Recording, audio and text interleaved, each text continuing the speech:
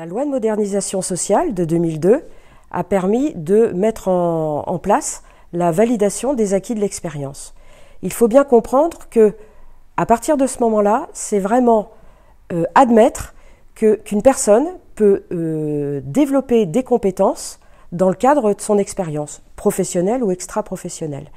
Ça veut donc dire qu'une personne peut être certifiée, non pas par le biais unique de la formation, mais bien par le biais de son expérience capitalisée au fil des années. C'est un changement qui est fondamental et qui peut par ailleurs gêner parfois certains acteurs. Moi, je ne serais pas partie sans qu'il y ait une proposition d'accompagnement, parce que j'ai beau être dans le monde de la formation, je ne sais pas ce que c'était que de préparer un titre par le biais de la validation des acquis de l'expérience.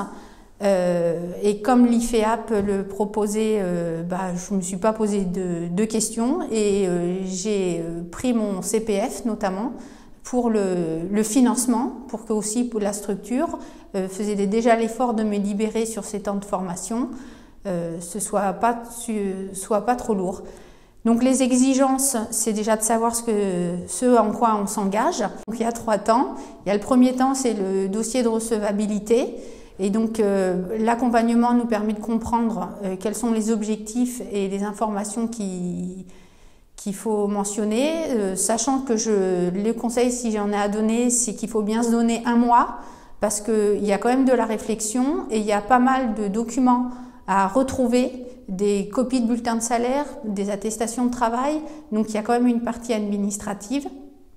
Et ça permet aussi déjà de réfléchir au contenu de ce qu'on va mettre dans le dossier. Donc une fois que le dossier de recevabilité est validé, donc en fonction des dates butoirs, on a un retour assez rapide, on peut entamer le dossier rédactionnel. Une fois le dossier de recevabilité validé, le candidat rentre dans un processus VAE et peut demander donc un accompagnement. La démarche globale comprend 2 étapes clés, le dossier dit de recevabilité et le dossier rédactionnel VAE à proprement parler. Donc, tu as sollicité un accompagnement VAE, ce qui n'est pas obligatoire. Pour quelle raison ? Pour déjà voir si le diplôme que je souhaite valider correspond aux compétences que j'ai acquises durant ma carrière. Et aussi après pour travailler correctement sur la mise en page de mon dossier et avoir un guide et un cadre de travail pour cette rédaction. Est-ce que c'est difficile de rentrer dans un processus VAE ? Non, c'est pas difficile, c'est avant tout une démarche personnelle. Après, c'est un travail personnel qui demande à ce qu'on soit régulier dans notre rédaction. Quelles sont les contraintes d'une démarche VAE pour toi ? Ou tes peurs ? C'est avant tout de ne pas correspondre aux attentes. J'ai avant tout peur de pas trouver... de ne pas avoir une qualité rédactionnelle qui correspond à la démarche de la VAE, à la validation du Master 1. Bon, est-ce que tu as hâte d'être dans 1 an ? Oui, puisque le plus dur sera passé et on sera à l'approche, je pense, de la soutenance de cette VAE.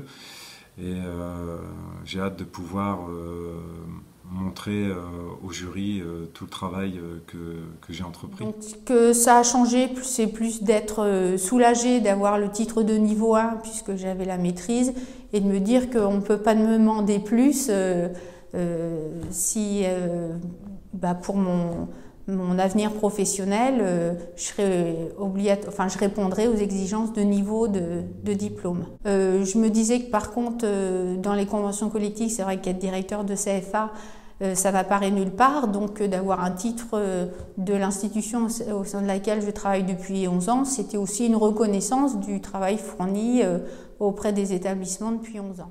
La démarche VAE, c'est davantage un processus qu'une procédure, vous l'avez bien compris. L'accompagnement, c'est l'aide à la relecture du parcours professionnelle et personnelle du candidat, mais c'est aussi vraiment un soutien quant à la motivation de la personne dans ce processus. La durée s'échelonnant de 12 à 18 mois, on remarque que cette motivation est essentielle dans la perspective de la réussite du candidat.